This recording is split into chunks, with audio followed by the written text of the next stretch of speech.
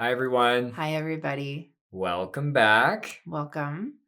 We had our son's birthday. We did. Yes. It is a relief that it is over now. The hecticness of the kids' birthdays. Yeah, and I think anyone that has kids can probably relate to, like, kids' birthdays are kind of exciting. Like, we want it to plan it and we're excited, but it is hectic and stressful and you want it to be over right away. Yeah. But our son had fun. Yeah. Our daughter had fun. Yeah. I ran around the play place with her. Yeah, I was at a play place and you did a lot of running. It was helpful that you were spending time with her playing. Yeah. She goes to you for cuddles. Mm-hmm. She comes for me for fun. Tends to be our role. I have fun with her. And I have cuddles too. I'm not saying I don't cuddle with her. Mm-hmm. You know, we each have our strengths. And yeah. Yeah. Look, I'm tired because I do everything. Just want to say I do a lot. Yeah, and I'm too tired for fun. It's holding down the fort. Yeah. Mm-hmm. But you're prepared for cuddles. Anyways, we're hanging on this. But our son had fun. Yeah. Dumbo-themed birthday. Yeah, it went well. It was good. Yeah. And we're about to go on holidays. Yes, another like kid-themed holiday kind of. Yeah. With our kids. Mm-hmm.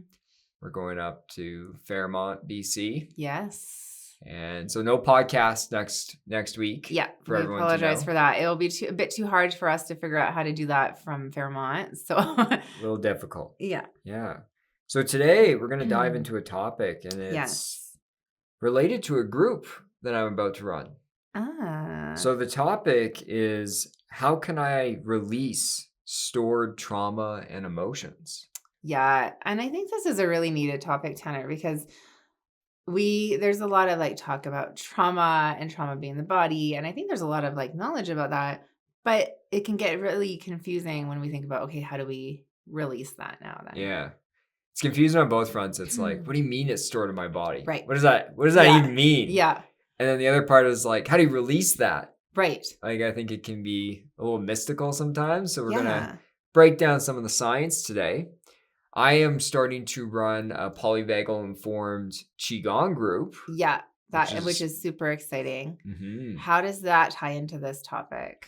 Well, the group's starting this September, and it ties in because Qigong, I use this in my practice. Yes. I use this in our course quite a bit, and it involves and the YouTube channel. And if anyone's seen it, they've seen your Qigong on there. Yeah.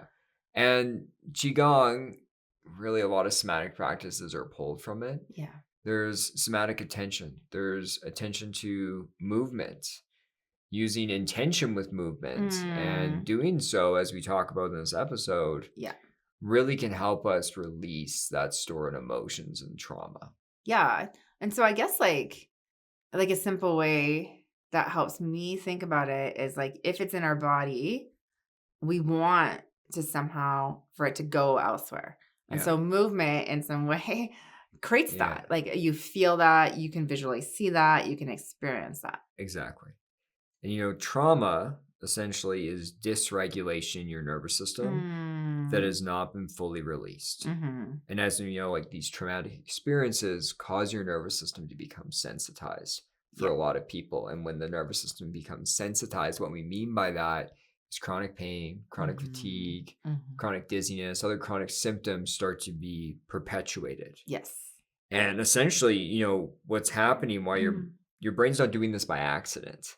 No. I think that's a misconception that happens, is like, oh, my brain's just making a mistake. And your brain is misinterpreting that your body's safe, but your brain's essentially producing the pain or physical symptoms as a way to protect you. They're a protective mechanism. And they are easily triggered and sustained when we're in this kind of fight, flight, freeze, shutdown response. So it's not by mistake, people. This is like a thing that people view, but your brain is very wise. Your nervous system is very wise. It's not doing anything by accident.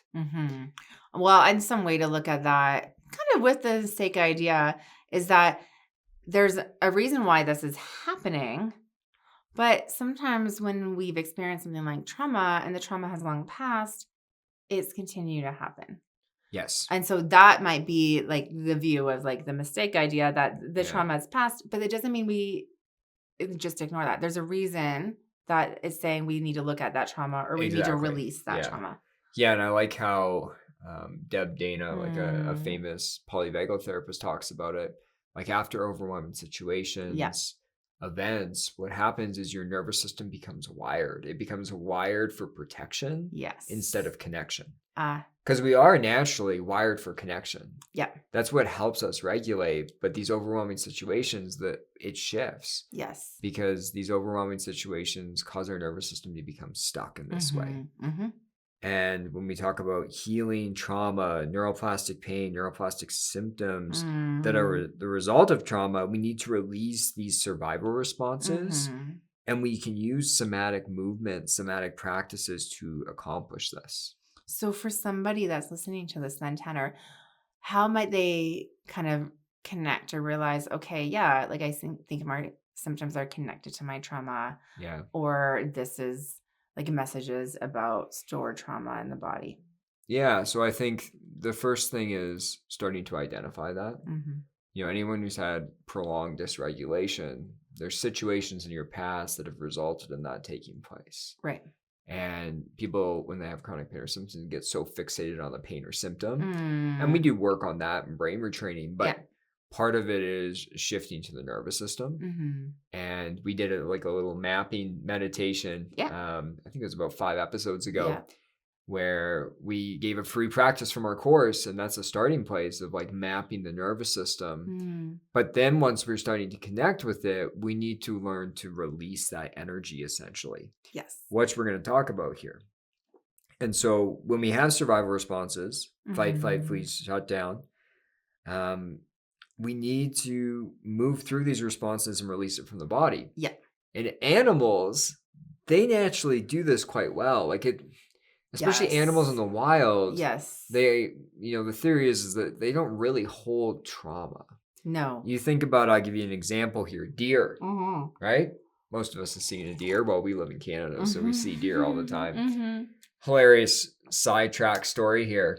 Oh my God, okay. When me and Am were younger than we are now without children. Those nice years. And got me this, like, we went to, like, Banff. Oh my gosh, you're place. I'm sure. Oh, you know the story I'm about to share. We went to Banff, and we went on a tour. And this is what Anne got Banff has tours that are very nice. Totally. And so we went on a wildlife tour. You know, both of us have been to Banff, like, you know, probably 50 times before this. But we went to Banff and we went on this wildlife tour, and we're on this bus filled with foreigners, like people that are from different places in Europe, China, all sorts, that are just like excited and so we go on this hour tour and we see one deer and everyone like erodes in blissfulness when they see the deer. And we see deer like every day. Look, to be fair, I just have to tell people, I thought we were going to see bears on this tour. Like no bears. We saw a singular deer. I thought we were going to see bears or like owls or something. I don't know. But we saw one deer. Yeah. And then it was funny because when we went back to Calgary, like 2 days later, I saw like 4 deer on my lawn. I was like, hey. Okay, so I feel like this we're getting sidetracked. I'm sorry. Like, what was the point of this story? It's just a hilarious story. I got to share. Yeah, I always get a bit embarrassed about it. But like, anyways, it was a good idea if we had seen bears. Tanner.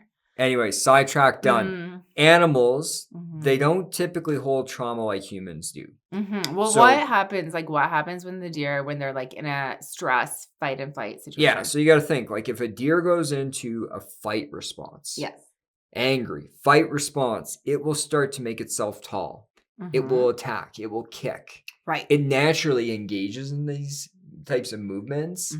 So the nervous system is intensely regulated. It's protecting the deer. It's present in the moment, engaging in the response, playing it through.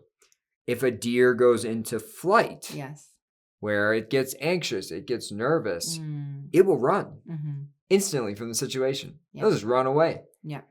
If a deer goes into a freeze or shutdown state, it'll drop and be still. Like it will shut down. And after the threat has passed, it will reorient. Deers will often shake it off. Yes. And so what I'm trying to explain is, one of the reasons animals don't hold trauma is when the response happens, they're connected to it, they engage in it, and then they regulate afterwards. They move through it. Yes. We're humans, we're different. And unfortunately, we often don't allow our body to naturally move through this basically threat response cycle. Right. And there's a number of reasons why this is. The first thing is we got this really highly developed neocortex. Yeah. Which me and Anne are using right now. Anne a little bit better than me, but we're using it right now. Like you had to say that to make me feel better after that story. I had to soothe you after the embarrassing deer story. Yeah. But we have these neocortex, and it controls our thinking, our reasoning, our logic, language, and it often overrides those lower brain regions and nervous system where that survival response is taking place. So again, and we talk about this a lot, but our thinking harms us. Yeah. It gets the better of us. It basically overrides the feeling. It overrides the response, the survival response that we're having. Yeah. And then we don't engage in it. On top of this, we have this social conditioning, which often gets in the way of regulating. Like our society's not built. It's not like you get angry at your boss and you just like freak out and flip your desk. Like most of us, well, maybe you do that, but most of us aren't doing that. Yes. And we want to get to a point in this podcast of like, even like the fight response, you don't actually have to fight, but your body needs to help move through some of that response. Yeah. And so our social conditioning, our society, it doesn't value emotion. It doesn't value survival states, and it doesn't value us moving through them. Well, and that's a really good explanation why so many of us want to do that. Yeah. But don't. And I think something that many people probably relate to is we want to do that, but we don't. And then we imagine ourselves doing it over and over in our mind as almost an attempt to release it, but we still don't get that release. Yeah. And that's where, somatic movement can be really helpful. And, what happens to people is they have shame during and after their trauma response, which prevents the release. Yes. Like the example here is like, imagine a deer felt embarrassed, ashamed, judged, or self-blaming for what happened. Yeah. Like, and then prevented itself from running or prevented itself from fighting. Right. Like, that's essentially what we do. Yes. And I'm not to say that there isn't benefit to that, but it does kind of keep this prolonged dysregulation going, essentially. And part of the reason we're doing the education in this episode and giving everyone understanding is so that we have compassion for ourselves here. Yeah. Because the thing is I've worked with so many people where, and even for myself, I'll give you an example. When I was bullied younger, quite perpetually from elementary up until high school, a lot of times what I had is this just shutdown response. Right. Like I shut down, I went numb, despair, hopeless, helpless, dissociative at points. That was the response. And I felt a lot of shame for that response. Yeah. Because, our social conditioning taught me that like, as a man, I should fight. I should be angry. I should be aggressive. Like I felt shame about the survival response I had. Yeah. And the thing that I want everyone to know about that is you don't have control. We don't pick and choose. Like you don't pick in a situation whether you flee, fight, freeze, or shut down. Yeah. And I think some people regret their response and wish they responded differently. Yeah. And then they feel, shame about this. And I empathize with anyone listening. Yeah. But the thing is your nervous system, it doesn't care about your values. It doesn't care about society. What it cares about is survival. Yeah. And so for myself, that shutdown response, I isolated, I hid. It helped me survive. That's what my nervous system learned. Yeah. And if something was useful, one of these responses in the past, what happens then moving forward is your nervous system is now coded. Oh, this is really useful. And so it just repeats. Yes. And so then back to that confusion of like, why do I keep getting pain and symptoms, or why do I keep kind of having this response, is that it's continuing to do that and it's continuing to repeat. Yeah. And, to release these responses, one of the way we do it in our course and in our therapy is with somatic movement, is with somatic practices. Yeah. Now, this is a podcast. If you're watching on YouTube, you can see us, but other people can't. Yeah. And to get people started for free, I have free resources, free practices on our YouTube channel. Totally. So back to how much Qigong he has on the YouTube channel. Yeah, there's Qigong, there's practices for anxiety, for dorsal vagal shutdown. Totally. And it may not be the full picture for you, but it'll help people get started for free. And I'll give a real simple example. Like when we have a fight response, we don't actually need to go and fight, but you think about like a child, what they do. Yeah. They stomp. Yeah. My son goes and punches his bed. He does. And that's a good thing. Yes. I want him to like work that through. And as adults, a classic somatic experiencing technique that we use in our course as well is like the pushing out. Yes. So like it's feeling the anger, noticing and naming it, and then pushing out in front of you, feeling the tension and tightness in your arms. Yeah. It's a classic example of how we're connecting and we're supporting that release to happen. Yeah. Then the last thing I want to mention here is that, the release doesn't need to be this one time big cathartic thing. Right. For some people that works. Yeah. For a lot of us, it's little releases along the way. It's not, I'm not here telling people that they can just push out in front of the air and their fight response will be gone forever. Yeah. That's not how we function. But we want to support these little releases to happen because that can reduce the nervous system dysregulation and eventually support us healing from our chronic pain and symptoms that are neuroplastic in nature. Yeah. Another classic example is when we're like shut down, right? When we're shut down, one thing that deer do is they start to reorient and they shake and tremble.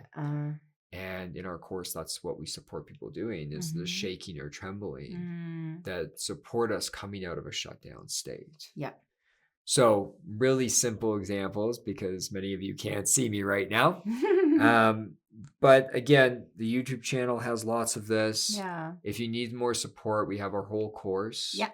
And if you're in certain provinces in Canada, you can come work at our clinic as well.